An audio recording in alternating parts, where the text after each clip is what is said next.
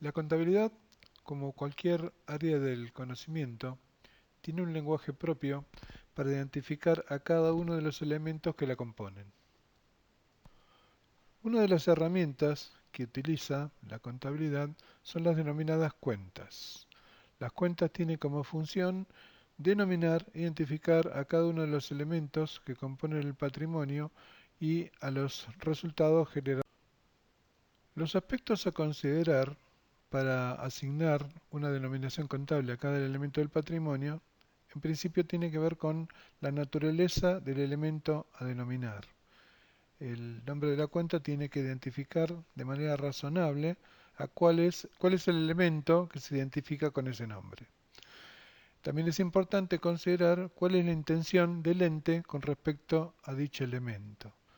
Y además deben, por todos los medios, evitarse interpretaciones ambiguas. A modo de ejemplo, vamos a considerar un par de casos. Por ejemplo, vamos a identificar como mercaderías a la existencia de los bienes que son destinados a la venta, que tienen la particularidad de que van a ser vendidos en el mismo estado en que se adquieren. Otro ejemplo podría ser el caso de los muebles y útiles. La denominación que utiliza se identifica de manera genérica a todos aquellos bienes muebles que son utilizados en la actividad principal del ente. Vamos a decir que un bien es mueble cuando se puede trasladar sin modificar estructura. Vamos a ir identificando a las cuentas de uso habitual en la generalidad de los distintos tipos de entes. Para ellos vamos a elaborar un plan de cuentas. Cada ente económico que elabora registros contables suele elaborar un listado de todas aquellas cuentas que va a utilizar en las transacciones habituales. De manera complementaria, se suele confeccionar un manual de cuentas. En ocasiones, cuando son distintas personas las que intervienen en la elaboración de la información contable, resulta razonable crear un listado de las cuentas donde además se identifique cuál es el elemento que representa y en qué situaciones se lo va a utilizar. Hay muchos criterios que podemos aplicar para clasificar las cuentas. Lo que vamos a considerar en principio es aquel que se refiere a identificar las cuentas por su naturaleza. Entonces, aplicando este criterio vamos a encontrar, por un lado, las cuentas patrimoniales, aquellas que representan elementos del patrimonio, considerando cuáles son las partes en las que se divide el patrimonio. Entonces vamos a encontrar cuentas patrimoniales de activo, vamos a encontrar cuentas patrimoniales de pasivo y vamos a encontrar cuentas patrimoniales de patrimonio neto. La otra variante serían que representen resultados generados por la actividad. Entonces las variantes serían, vamos a considerar que vamos a encontrar cuentas de resultado positivo y cuentas de resultado negativo. Esta es una clasificación genérica que en determinado momento vamos a ver que introduce algunas variantes. Las cuentas de activo. Vamos a encontrar de distinto tipo y vamos a considerar en principio una primera división que refiere a los elementos cuáles son las características de estos elementos. En principio hay cuentas que representan la existencia de dinero o equivalente. La más común, la más frecuente, es la denominada caja, que en términos generales representa la existencia de billetes y monedas que están en circulación, la que está vigente en un momento dado. Vamos a identificar las cuentas que representan depósitos en cuentas bancarias, donde vamos a considerar que existen distintos tipos de depósitos. Podemos encontrar depósitos en cuenta corriente, depósitos en caja de ahorro o depósitos a plazo fijo. La cuenta que identifica estos depósitos se tiene que denominar considerando el nombre del banco, la entidad financiera en donde se abre la cuenta y el tipo de cuenta que se refiere. Por ejemplo, Banco Nación, cuenta corriente, Banco Provincia, caja de ahorro, Banco Santander, plazo fijo. Otro caso es los denominados valores a depositar. Esta cuenta representa la existencia de cheques recibidos de terceros. Es decir, que en definitiva, por regla general, se suele depositar en la cuenta bancaria, pero en ocasiones se puede utilizar como medio de pago endosando y transfiriéndolo a terceros. También vamos a encontrar billetes y monedas de otros países, y en ese caso los vamos a identificar como moneda extranjera. Estamos citando algunos ejemplos, obviamente que con estos ejemplos no se agotan todos los casos.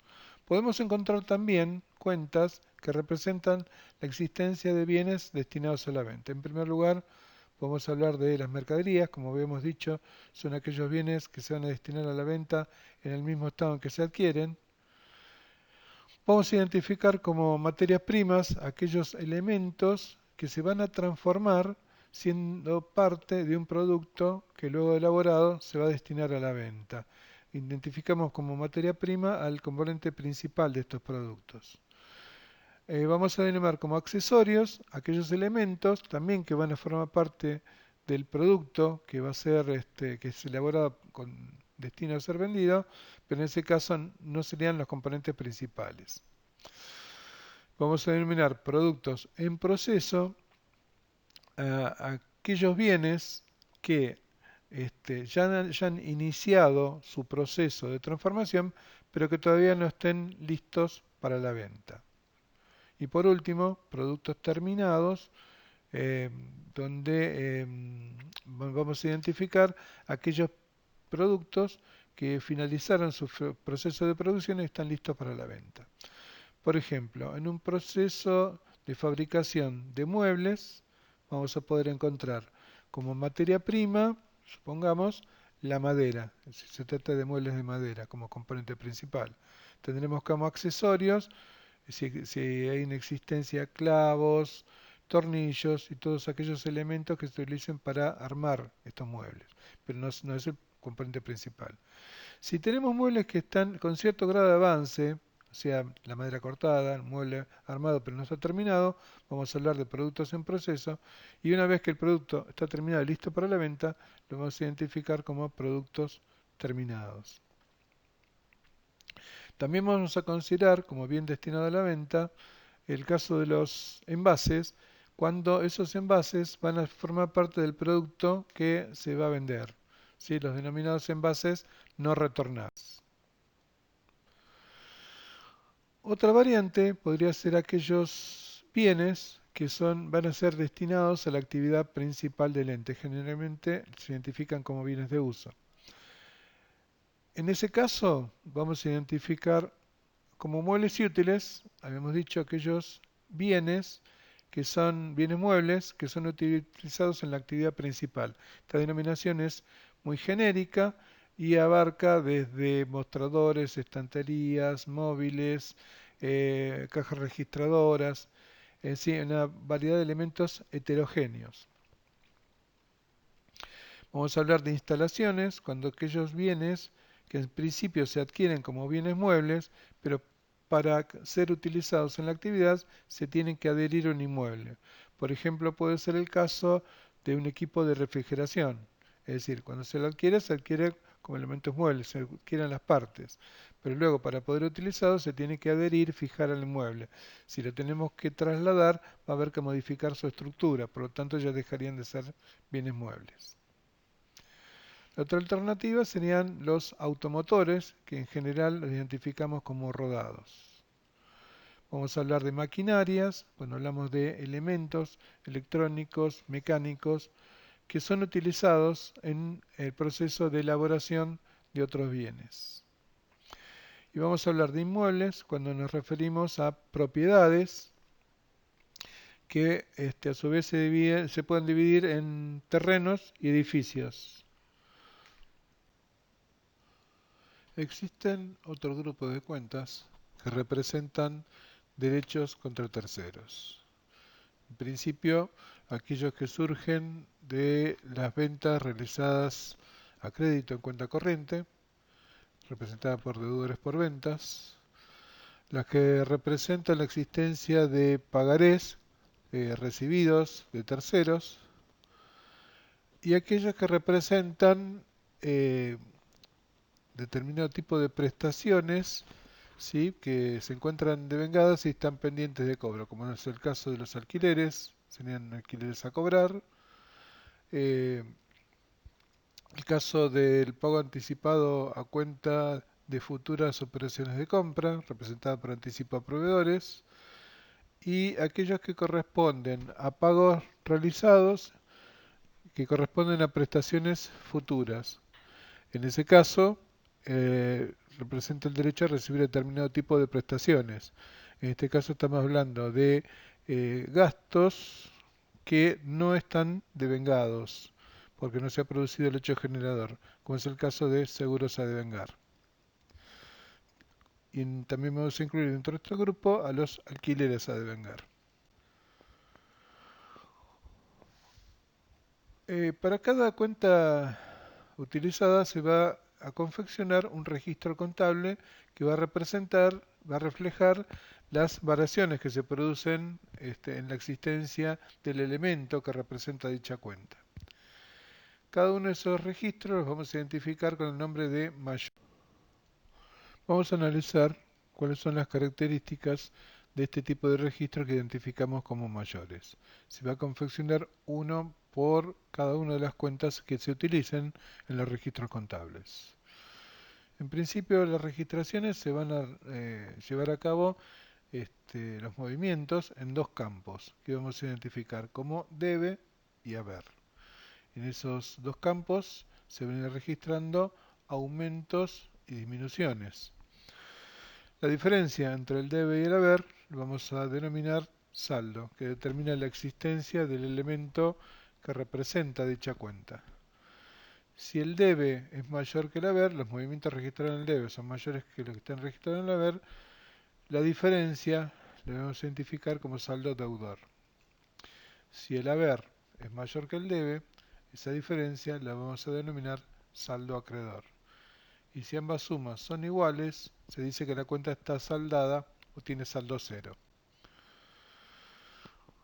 Vamos a ir viendo el ejemplo de algunos movimientos de mayor. Como la diferencia entre el debe y el haber se denomina saldo, el primer movimiento va a determinar cuál es el saldo de una cuenta, que va a determinar el saldo de acuerdo con su naturaleza. En principio, aquí vemos una cuenta donde refleja un movimiento en el debe, ¿sí? Toda anotación en el debe recibe el nombre de débito, un débito de 3.000 pesos. Hasta ese momento, la diferencia entre el debe y el haber es 3.000, tiene un saldo deudor de 3.000 pesos. Vemos un movimiento donde se registra un débito. A partir del saldo inicial de 3.000, un débito de 500. En este caso, el debe suma 3.500, la diferencia entre el debe y el haber es 3.500 pesos. Ahora registramos un crédito. La diferencia entre el debe y el haber, aquí 3.500 en el debe, 1.000 en el haber, me da un saldo deudor de 2.500 pesos. O sea que a partir del primer saldo deudor pudimos ver que el débito generó un aumento y el crédito una disminución. Aquí tenemos, en este caso consideramos una cuenta que refleja un primer movimiento de 6.000 en el debe, con lo cual determina un saldo deudor de 6.000. Luego un crédito de 1.500, la diferencia entre debe y haber hasta ese momento son 4.500 pesos, saldo deudor. Luego un débito de 1.200 pesos, la diferencia entre debe y haber determina un saldo de 5.700 pesos, deudor. Vemos, a partir del saldo inicial, el crédito resta, el débito suma. Aquí partimos de un saldo inicial que se determina a partir de un crédito. En el registro mensual de haber, 7.500 pesos. Determina un saldo acreedor inicial de 7.500 pesos. Luego un débito de 500. La diferencia entre debe y el haber es 7.000, sigue siendo acreedor. Luego un crédito de 1.000 pesos. La diferencia ahora entre debe y el haber determina un saldo de 8.000 pesos, saldo acreedor. A modo de síntesis, podemos establecer que el primer movimiento registrado en una cuenta va a determinar su saldo. Esto quiere decir que si el primer movimiento lo registramos en el debe, la cuenta va a tener saldo deudor. Si el primer registro se realiza en el haber, la cuenta va a tener saldo acreedor. Para establecer un criterio de asignación, lo que vamos a considerar es la relación que existe entre los elementos a partir de lo planteado en la ecuación patrimonial dinámica. Por un lado, vamos a decir que a partir de la igualdad planteada en la ecuación patrimonial, vamos a tener a la derecha los elementos que representan orígenes de recursos o fuentes de financiamiento, pasivo, capital, resultados positivos. Lo que vamos a establecer que estas cuentas van a tener saldo acreedor. Y aquellas que son destino de recursos o aplicación de recursos, activos, resultados negativos, van a estar representados por cuentas con saldo deudor. En otras palabras, si la cuenta por su naturaleza tiene saldo deudor, el primer registro lo vamos a realizar siempre en el debe, los aumentos en el debe y las disminuciones en el haber. En cambio, con una cuenta tiene saldo acreedor, vamos a decir que el primer registro lo vamos a realizar en el haber, los incrementos lo vamos a registrar en el haber y las disminuciones en el debe.